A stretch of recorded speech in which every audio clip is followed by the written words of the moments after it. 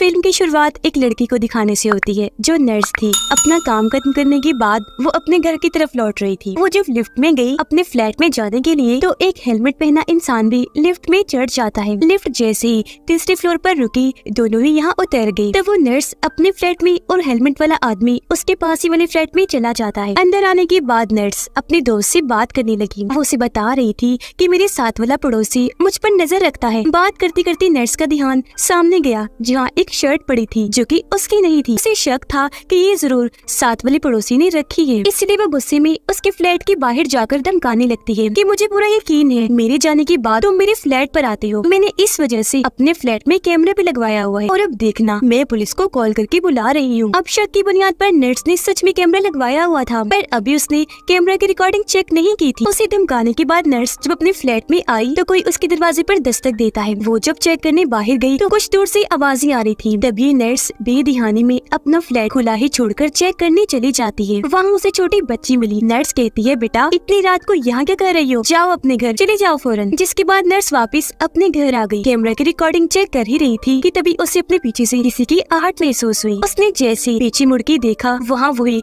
Helmet वाला इंसान खड़ा था। नर्स को देखते ही उसने अपने बैग से रॉड निकाला जिस पर खून लगा हुआ था। उसे देखकर नर्स बहुत डर गई, अपनी जगह से उठी और वहाँ से भागने की कोशिश करने लगी, लेकिन एकदम से उस हेलमेट वाले इंसान ने उसके सर पर रॉड दे मारा जिससे वो बेहोश होकर नीचे गिर जाती है। फिर वो रॉड से इतनी बार उस पर वार करता है कि जब तक वो मर नहीं जाती और फिर सर पर मार मार कर सर ही कुचल के रख देता है। अब हम एक फैमिली को देखते हैं जिनमें फैमिली के हेड का नाम था किम, उसकी वाइफ और 2 बच्चे थे, एक लड़का और एक लड़की। अब किम को एक बीमारी थी जिस वजह से उसे हल्की सी भी मैली गंदगी से एलर्जी हो जाया करती थी। गंदगी उसे जरा भी बर्दाश्त नहीं थी, इसीलिए उसे हर चीज परफेक्ट बिल्कुल साफ चाहिए थी। अब एक दिन किम के पास कॉल आती है और उसे बताया जा रहा था कि काफी वक्त से तुम्हारा सुतीला भाई लापता है। जिस आदमी ने कॉल की थी वो किम को बताता है कि आपका भाई जिस बिल्डिंग में रहता है मैं वहाँ का केयर टेकर बोल रहा हूँ और अब आप लोग आए और अपने भाई का सामान ले जाएं। फिर अगले ही दिन किम उस बिल्डिंग में पहुँच जाता है। अब ये बिल्डिंग वही थी जिसे हमने शुरुआत में देखा था। अपने बीवी बच्चों को बाहर ही छोड़कर अपने भाई के फ्लैट में जाता है उसका सामान लेने, जहाँ उसे अपने भाई के सामान से हटकर और सामान भी मिलता है, जैसे कुछ औरतों और बच्चों के कपड़े, जूते और 2 टूथब्रश। ये देखकर किम को अजीब लगा,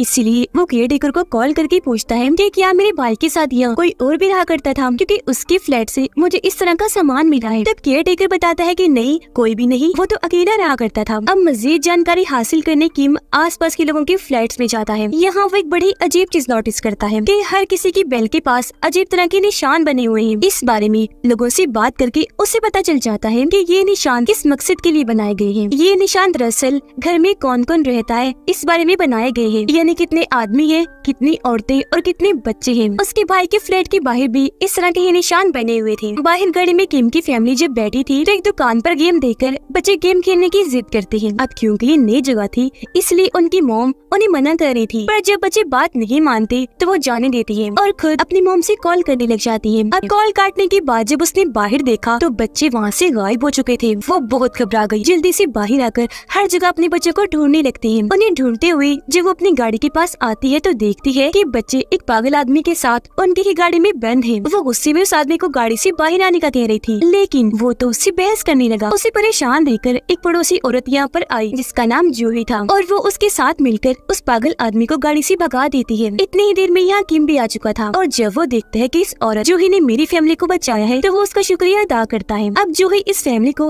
अपने फ्लैट में लेकर जाती है और इन्हें कॉफी पिलाती है। वो किम से पूछती है कि आप लोग तो काफी पैसे वाले बड़े लोग लगते हो, तो यहाँ इस तरह की जगह पर क्या करने आए हो। तब किम बताता है कि इस बिल्डिंग के एक फ्लैट में मेरा भाई रहता है। अब किम के भाई का नाम सुनकर जूही इनके साथ अचानक ही अजीब सा बर्ताव करने लगती है और जबरदस्ती इन्हें अपने घर से निकालने लगी। हालांकि किम उससे बात करने की कोशिश भी करता है कि क्या हुआ, कोई मसला है, आप अचानक हमसे ऐसा बर्ताव क्यों करने लगी। तो वो बस इतना ही कहती है कि आप अपने भाई को समझाएं, क्योंकि वो मुझ पर और मेरी बेटी पर नजर रखता है, हमें बहुत परेशान करता है। अपने भाई के बारे में इस तरह की बातें सुनकर किम फैसला करता है कि मैं कुछ दिन अपने भाई के फ्लैट में ही रहूंगा ताकि सच्चाई जान सकूं। वो अपने बच्चों को अपनी वाइफ के साथ घर भेज देता है। कुछ देर के बाद हम उसे अपने भाई के फ्लैट के वॉशरूम में देखते हैं। अचानक ही उसे अजीब सी आवाज आई। वो जब चेक करने बाहर आया तो वहाँ कोई भी नहीं था। उसे अजीब लगा। कॉल करने के लिए वो जैसे अपना कोड चेक करने लगा तो देखता है कि मोबाइल वहाँ से गायब है। वो सोचता है कि मेन दरवाजा तो लॉक है, फिर अंदर कौन कहाँ से आया होगा जिसने मेरा मोबाइल चुरा लिया। इस सोच के साथ वो पूरे फ्लैट को चेक करने लगा, जहाँ तभी उसे उसे एक खुफिया रास्ता मिल जाता है। उस रास्ते में जब वो गया तो नर्स के फ्लैट में आ जाता है, जिससे हम समझ पाए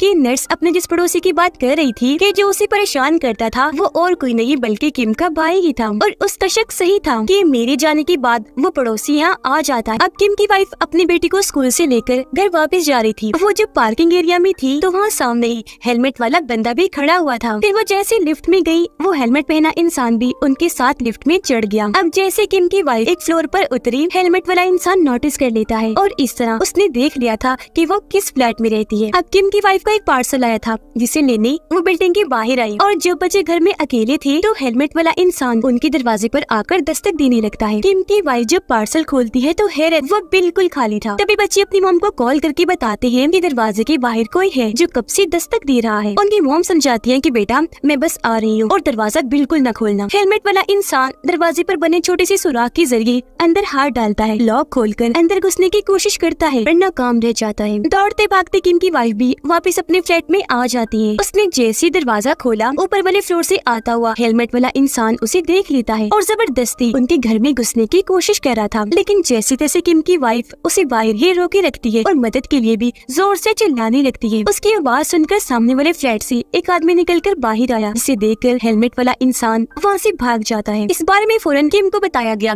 वो भी आ गया और जब पुलिस यहाँ आई तो बिल्डिंग के कैमरास को चेक किया गया, जिससे पता चला कि वो हेलमेट वाला आदमी बस किम की वाइफ का ही पीछे कर रहा था और किसी को उसने देखा तक नहीं। ये जानकर किम को हैरत हुई और वो पुलिस को कहता है कि अगर ऐसा है तो मेरे ख्याल से वो हेलमेट वाला इंसान मेरा सुतेला भाई ही है। इसके बाद किम अपने वकील के पास गया और इनकी बातों से हमें पता चला कि वो सुतेले भाई कैसे थी। दरअसल उसके सुतेले भाई की मॉम डैड ने किम को गोद लिया था और हैरान करने वाली बात ये थी कि उसके मॉम डैड ने अपने बेटे की बजाय अपनी सारी जायदाद किम के नाम कर दी थी, जबकि उसके सुतेले भाई को कुछ न मिला। हालांकि वो अपने मॉम डैड का असली बेटा था। अब उसके डैड ने ऐसा इसलिए किया क्योंकि जब किम और उसका सुतेला भाई छोटे थे तो उसके भाई पर ये इल्जाम लगा था कि उसने एक लड़की के साथ बुरा सलूक किया। अब यहाँ किम जानता था कि मेरा भाई बेकसूर है, लेकिन फिर भी वो झूठ बोल देता है कि हाँ इसके ऊपर जो इल्जाम लगा है वो सच है। सच में इसने उस लड़की के साथ बुरा सलूक किया था। अब किम ने ऐसा इसलिए किया क्योंकि उसके सुतेले भाई को एक बीमारी थी जिस वजह से उसके जिल्द पर लाल निशान बन जाया करते थे और क्योंकि किम को भी ये मसला था कि उसे गंदगी इस तरह की चीजें पसंद नहीं थी, इसीलिए वो अपने भाई को पसंद नहीं करता था और उसने झूठ बोला और बस तभी से उसके डैड भी उस पर गुस्सा रहने लगे थे। उन्होंने उसे घर से भी निकाल दिया था और यही वजह थी कि उसके नाम कोई जायदाद भी नहीं लगाई। तो अब किम को लगता है कि ये सब मेरा भाई मुझसे अपना बदला लेने के लिए कर रहा है, मेरी फैमिली को परेशान करके। वकील से मिलने के बाद वो वापस अपने फ्लैट में आ गया। देखता है कि किसी ने उसके बेल पर भी वही निशान बना दिए थे जैसे उसके भाई के फ्लैट के बाहर में बने हुए थे। यानी कि घर में कितने मर्द, औरतें और बच्चे रहते हैं। किम पूरी बिल्डिंग को चेक करता है जहाँ सभी के दरवाजे पर इस तरह के निशान बने थे। किम की वाइफ स्कूल गई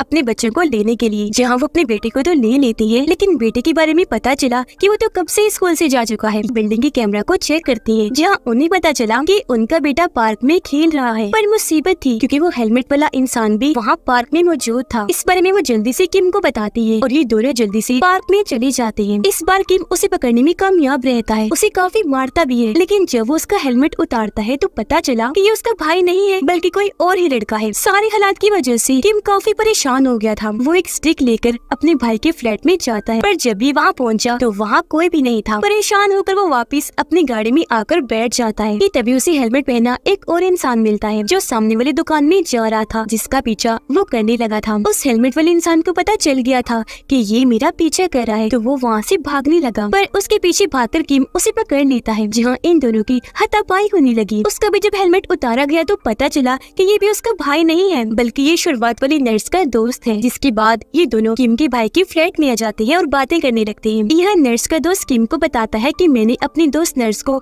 अपना क्रेडिट कार्ड दिया था, वो तो काफी महीनों से लापता है, लेकिन मेरा क्रेडिट कार्ड मुसलसल बहुत ज्यादा इस्तेमाल हो रहा है। ये दोनों बात कर ही रहे थे कि तभी किम की नजर बाहर गई, जहाँ पर हेलमेट वाला इंसान उस खुफिया रास्ते के पास ही खड़ा था। ये दोनों जल्दी से भागकर उसका पीछा करते हैं और नर्स के फ्लैट में आ जाते हैं। ये दोनों जब उसे ढूंढ रही थी तो तभी किम को अलमारी में नर्स की लाश मिलती है जो खून में लथपथ प्लास्टिक शीट में लिपटी हुई थी। वो आकर फौरन किम के ऊपर गिर जाती है, जिससे वो काफी डर गया, चिल्लाने लगता है। उसकी आवाज सुनकर नर्स का दोस्त वहाँ आ गया और जब उसे पता चला कि मेरी नर्स दोस्त मारी गई है तो वो काफी दुखी हो गया। लेकिन तभी पीछे से हेलमेट वाला इंसान उसकी कमर में चाकू घुसा देता है, जिससे वो काफी जख्मी हो गया। पर अगले पल हेलमेट वाला इंसान उसके सर पर जोरदार वार करके उसकी जान ही ले लेता है, जिसके बाद अब वो किम के पीछे पड़ जाता है और रॉड से लगातार उस पर हमला करने लग गया था। किम भी इस दौरान चाकू लेकर उसके पीछे पड़ गया था। भाई फिर अचानक ही एक दो रॉड किम को लगे भी, लेकिन फिर भी उसने बचते बचाते उसे पकड़ ही लिया और इन दोनों की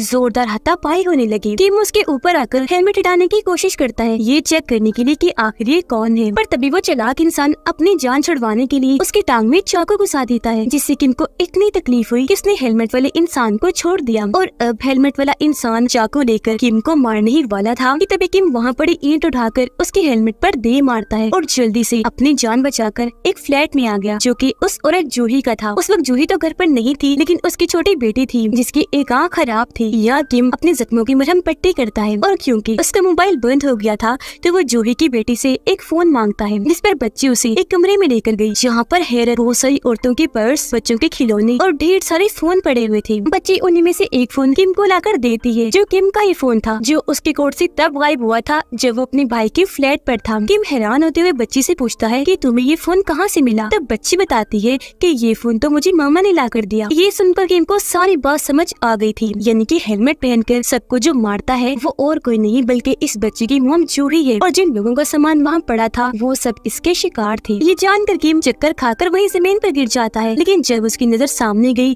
तो उसे अपने भाई की लाश दिखती है, जो भी खून में लथपथ थी, बिल्कुल नर्स की ही लाश की तरह। इससे पहले कि वो कुछ करता, हेलमेट पहने जूही भी यहाँ आ जाती है और किम के सर पर जोरदार रॉड से हमला कर देती है, जिससे वो बेहोश हो गया। उसे मरा हुआ समझकर जूही उसका सारा सामान ले लेती है। उधर किम की वाइफ अपने सामान की पैकिंग कर रही थी, क्योंकि वो अपने बच्चों को अपनी मॉम के घर अमेरिका भेज रही थी। बिल्डिंग के बाहर हम जूही को देखते हैं, जो अपनी बेटी के साथ किम की वाइफ के फ्लैट में ही जा रही थी। गाड़ी में बैठकर किम की वाइफ को याद आता है कि मैं तो दवाइयाँ लेना भूल ही गई, तो इसलिए वो दवाइयाँ लेने वापस से फ्लैट में आ गई। दवाइयाँ लेकर वो जाने ही वाली थी कि तभी उसके पास किम की कॉल आई, क्योंकि वो जिंदा था, उस वक्त बस बेहोश हुआ था। वो अपनी वाइफ को सारी सच्चाई बता देता है कि वो हेलमेट पहना इंसान कोई आदमी नहीं बल्कि औरत है, और वो भी और कोई नहीं बल्कि जूही है। इसीलिए तुम जल्दी से फ्लैट खाली करके फौरन वहाँ से निकलो, क्योंकि वो वहाँ ही आती होगी। अब इससे पहले कि उसकी वाइफ वहाँ से भाग पाती, जूही वहाँ आकर रॉड से उस पर वार करके बेहोश कर देती है। फिर जूही जाती है पार्किंग एरिया में, जहाँ गाड़ी में उनके बच्चे बैठे थे। वो बच्चों को दरवाजा खोलने का कहती है, पर वो समझदार थी, दरवाजा नहीं खोलते। जूही को याद आता है कि गाड़ी की चाबी तो मेरे पास है, जो उसने किम को बेहोश करने के बाद ले ली थी, जिसकी मदद से वो गाड़ी खोलकर अंदर घुस आई और बच्चों को भी मारने की कोशिश करती है, लेकिन बच्चे बड़ी चालाकी से गाड़ी से निकल जाती है और वहाँ से भागने लगती है। किम भी पार्किंग एरिया में आ गया था, पर वो ज्यादा तेज नहीं भाग सकता था, क्योंकि उसकी टांग पर चोट लगी हुई थी। दोनों बच्चे जूही से बचते हुए पहले ही अपने फ्लैट में आ चुके थे, पर वो भी पीछा करते करते अंदर घुस ही आई थी। थोड़ी ही देर में किम भी फ्लैट में आ जाता है। इससे पहले कि अपने बच्चों तक पहुँच पाता, रॉड से जूही उस पर हमला कर देती है। वो फिर उसके ऊपर चढ़ गई, जगह जगह उसे इतना देकर मारती है